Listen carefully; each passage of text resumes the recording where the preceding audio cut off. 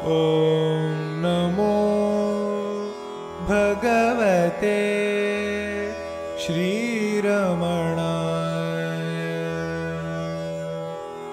Om Namo Bhagavate Shri Ramanaya. Oh, you mentioned about when the Guru's grace entered you, you felt it to be quite a tangible experience. And I wondered what that felt like for you. Like, what was the tangible part? I had had silence before, and the silence was nice, but this was like, if you could bottle peace and pour it into a cup, and I was the cup, and it was bottled peace being poured into me. And it was literally that tangible. It was like I could feel it coming in. Is there a comparable experience, like, I don't know, from take a Valium or something? Is there anything? Probably, hey. Probably. Actually, that was a question for me too. I'm like, is there such? That's hilarious. Oh, well, yeah. You're not really into that stuff. Yeah, no, I mean, I think I've taken a Valium before. I've tried like bits and pieces. Like I've tried acid before. I've tried mushrooms and stuff like that. I remember the first time I tried acid, and I was like, oh, I know this place. But literally the only difference was that like there was a chemical residue with it. And so I couldn't negotiate it as easily. I was like, there's some sort of like syrupy weirdness to it. Yeah. Yeah, I knew it from meditation. Yeah. Yeah, there was like a creepy... Yeah. Oh, you? I've often heard, and especially recently as meditation infiltrates our culture, that there are downsides to it. That like any medicine, it can be dosed inappropriately or in the wrong context, primarily around the phenomenon of dissociation. Yeah. I've argued with therapists and friends and researchers around this because it's such a fine line and one I'm still discovering. And so I wanted to see if you have any thoughts on that as to where that line perhaps exists between immersive open awareness that brings the results that you've spoken about versus perhaps the more distracted, avoidant. Yeah. It's hard to find the adjectives, but yeah. Nah, you got it. Yeah, it's so true. Hey, I actually go to Rose for the answer for this one. Right? She introduced me to the idea of the razor's edge. Rose Bottom? No, Rose Lamont. Yeah. She's a very wise woman. So yeah, exactly right. That's where there's this teetering act between overindulgence and completely blocking it out, and that's the dissociation part, basically, right? Yeah. And what we're looking to find is this fine balance between the two, and the balance is so fine that it's as fine as a razor's edge, and you're balancing something on a razor's edge.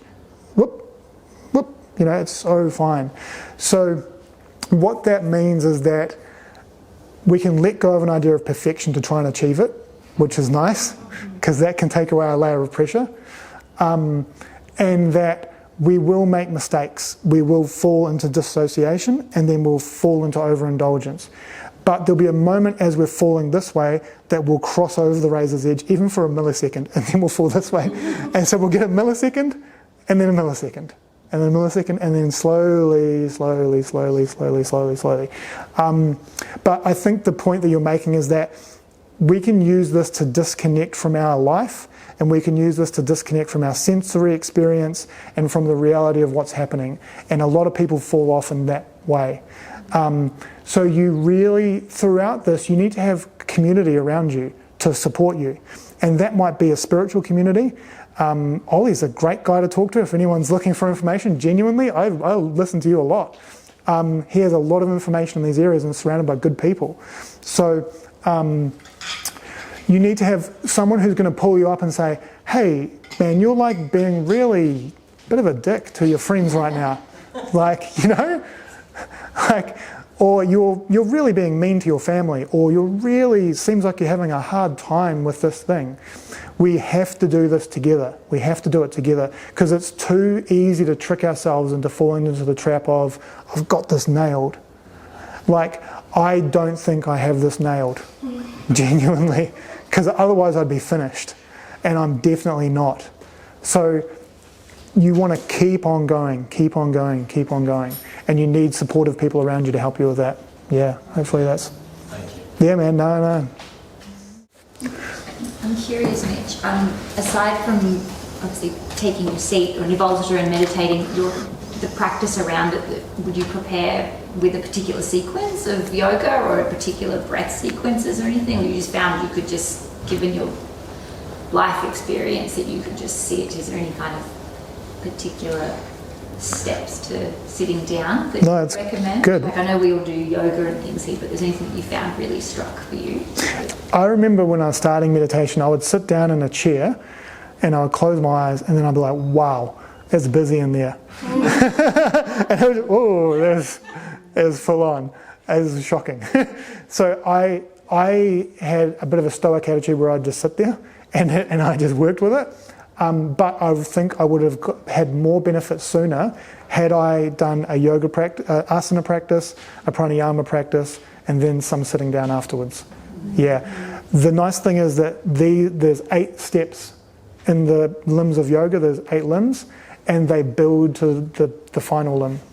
So yeah, we've got a system.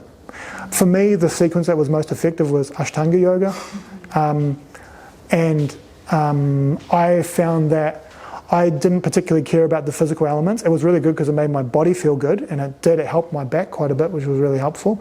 But it didn't. I was more about holding this clear objective awareness while I went through the postures. Yeah, but it wasn't like a. It was like a. Yeah, just gentle, steady. Yep. Because you'll see this a lot in Ashtanga as well. It's a hard practice, and so there's a lot of get it done. It's the same sequence over and over again, isn't it? Same sequence over and over and over. Get into a meditative state, if not. Yeah, but any yoga is helpful. I remember doing yoga at Essence of Living 13ish years ago, something in that region, and it was so beneficial for me, and I could feel it changing things within me, and it was really helpful. So if you're doing a steady breathing practice alongside asana practice, and as best as you can, you're trying to draw your attention to holding it on your breath and feeling your body while you go through those movements, beautiful. And then just train yourself to get to the point where you can sit. And you sit there with boredom, because it's boring at the start, and you're like, oh God, it's boring. And then you sit through the boredom, and then you sit there with agitation, and agitation is tricky. And then you sit there with like, I don't want to look at that thought, and it keeps on coming up anyway, and you've got to sit there with that. And then you've got to sit there with objective awareness, and then you've got to sit there with significant layers of who you are. And when you really start delving into who you are, there's that book, remember that you are not who you think you are. Yoga is the cessation of the fluctuations of the mind. Thinking, cessation of thinking. You are not who you think you are.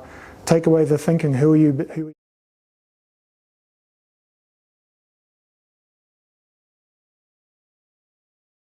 Some parts are very pleasant. Some parts are overindulgent and pumping up your ego. Some parts are sad and lonely, But you just go one piece at a time, and you can do it. You genuinely can do it. We all have the strength to do it, because you expose yourself one piece at a time to those layers. Just compassion. Come back, compassion, and you do it with a compassionate view. Yeah. I mean, how good is it if we accept ourselves? Let's all sit here and accept ourselves for exactly who we are right now. It's difficult, but if we could, how much freedom would that give us internally? Not even changing what you do externally. How much change would that create internally? Like, man, just, So these are very powerful things. They're really there. First question was living in this way, or being in this state, or however we call it. How else would you say your life has unfolded, perhaps differently compared to how it used to? Like, I just thought then, it's like, how does it manifest in this physical world? Yeah, I agree. I'm sitting here with all of you right now. Yeah. Is one element of this. I don't know, because there are fully enlightened saints who sit in caves for their whole life. And then there are fully enlightened saints who teach. And then there are partially on the path, almost there, locksmiths. One that I met in India, and I could see it in his eyes. And he was just working, doing his thing. And outwardly, nothing changed. But internally, I could see. So we are bound by cause and effect. Like Ramana Maharshi says, your parabhata karma, the karma that is associated with this particular life, will express. And so he says you just sit back and watch it express. And what that means is that when this happened to me in India, I had to come back because I had to sort out a divorce. So there was no way I could stay in India. If I'd stayed in India, I would have created so much negative karma in Mermaid Beach, you know, with my ex-partner. So I had to come back. And then COVID happened, so I have to stay there. And then I met my beautiful wife, and now my whole life changes in a different direction. So I think it doesn't create any more of a special life. It's just the recognition that life is special. Yeah, that's so beautiful. Yeah. The other thing was just, I don't really know how to ask the question, but I know that I've at one of your yoga classes, I think I mentioned it to you at the end. I said, it's like there was a transference of energy. And I still don't quite understand what happened. And I said to you at the end, it was like, I don't know. Yeah. I'm asking you, I guess, what was that? Yeah. I don't know if you could call it a portal. I don't really know. Yeah. Right, like, and you've had these amazing experiences, and I guess I'm like, wow, did I get a little piece of that, or an experience of getting, you know, I'm not. Yeah. No. Well, the thing about this is a lived lineage. This is an ongoing lineage that has just the same amount of power associated with it when Ramana Maharshi was in his body. And it's a very tangible thing. And I have changed my life radically because it wasn't a small thing. And when I'm teaching yoga and when I'm talking with you guys, I do this with a very specific intention. And it's not so I can feel good about myself or anything like that. I've worked through a good chunk of that. I'm genuinely here to give it to you. Yeah, and it comes in all sorts of interesting ways, and sometimes there's a fireworks show alongside it. I've had a number of people I've worked with, and some, you know, the number of people have had significant change. And that's not to say that you can't do it on your own, but a lineage is helpful. When I'm doing that sort of thing, I literally have nothing to do with it. It's when I'm genuinely not there that it works. So how can I take responsibility, ownership, pride in that? It's not me. It's almost like you're still staying neutral or in observation mode, even the good and the bad, so to speak. Not that I like the word good and bad, but Yep. just through it all. All of it is observation. Every part of it is observation because it observes the good and the bad. If it observes the good and the bad, what are the good and the bad? The good and the bad are perspective. If you observe it without perspective, you see what they truly are and they disappear like a shadow, like a flashlight in a shadow. Yeah. So yeah. So what was that then? Oh, it depends because I think our minds will interpret it in different ways. So this is why there'll be variation in experience. If you read about a lot of different gurus and saints, they will talk about their experiences and they'll have these really wild things happen to them, and everyone's got a slightly different variation, but the end result is always the same. The end result is the silence, and the end result is the recognition of self, not being the I'm Mitch, but the I. So do you think it was a transference of that silence? Yeah, I would say so. Yeah, it's like, yes, yeah, definitely. But the thing is, it's in you, but there's I don't know if, I can't understand what the difference is between the grace and the silence, but the grace seems to have more peace associated with it, and there's actually a tangible thing within it. So yeah, it's because you've been practicing. That's why it happened. It has nothing to do with me. Okay. Yeah. I'd experience, because I've definitely I've experienced that with you many times. And Yeah. it's actually more of a sense of like, I've always associated with my nervous system straight away. I go like, my body just feels more in a line. And it hasn't been all like when, you know, we do meditation or whatever, it's just also has been in moments where you might have been in class or we might have been like at dinner and then we sit, and usually if I'm doing it by myself, I have to do my whole routine, I have to do my practice, my pranayama, and then finally I'm settled enough to sit on meditation. But then when I've sat next to you or wherever we are, it seems to come easier. Rather than, it's like you, I don't know if we've chatted about this, but I feel like to me the way I interpret it is that it becomes more available. Yeah, there's research about this, which is nice. There's neural coupling that occurs when people are in close proximity and relationship to each other. And so they've done scans where they hook up people's brain waves and they look at other people's brain waves, and when they start to engage in relationship, particularly if someone is in a flow state, the other person's brain patterning starts to match up. It's literally just science. Were you talking about this down Is to this quantum so- physics? Yeah, there's all sorts of stuff about these microtubules and like different things moving in and out of existence at the quantum level. I don't know, I mean, all I know is the experience. Do you feel, this is a question now, but sometimes when you're teaching and you are, you know, doing meditation, do you get that sense when the whole group synchronizes Yeah, and when it's not happening? yeah, everyone can feel that. When we were chanting with you before, did everyone see what happened towards the end of the chanting?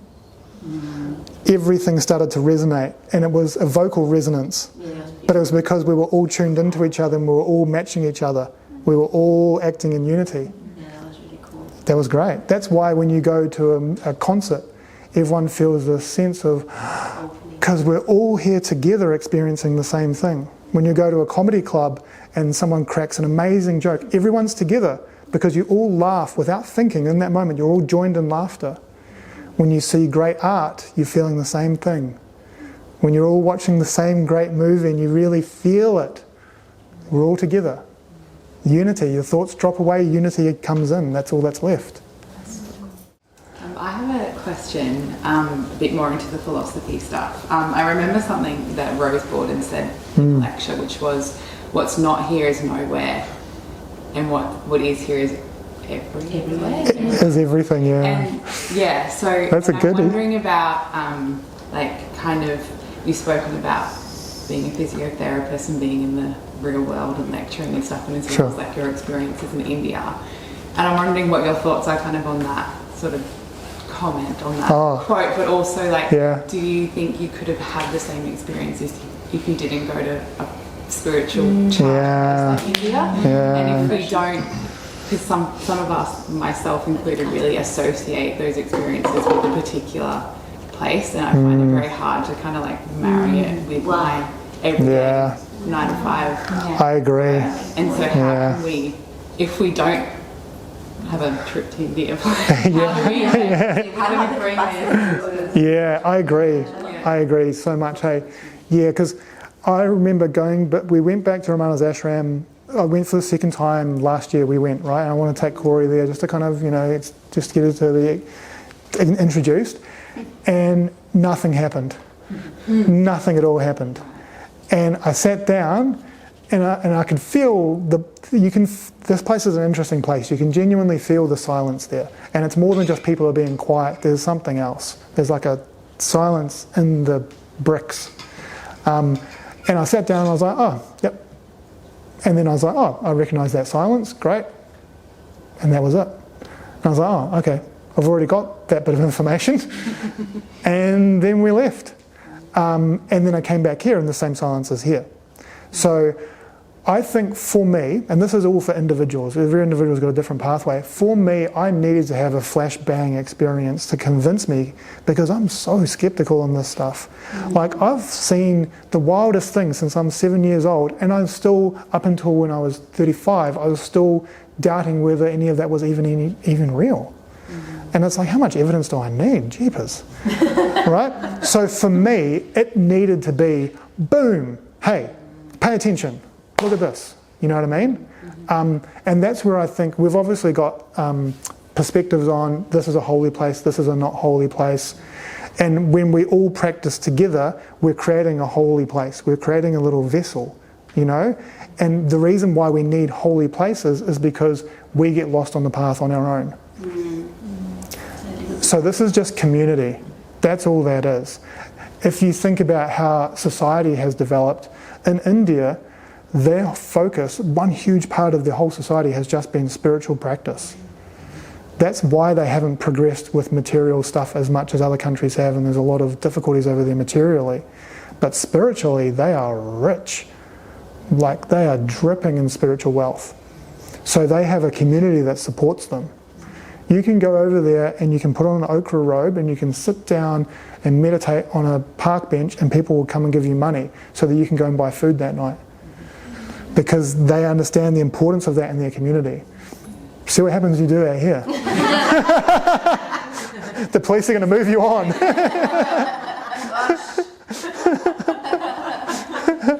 So yeah, what I would say is community. Yeah.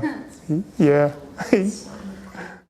course as well. Oh yeah, and yeah, we're going to create a course. There's going to be a course particularly geared at meditation for healthcare and meditation for chronic pain, which will be incorporating my background of physiotherapy with my spiritual practice, and just highlighting to other people how they can do the same thing to just clear these parts of us that are causing us to suffer.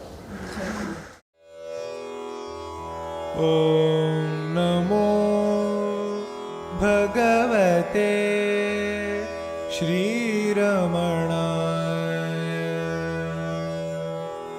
Om Namo Bhagavate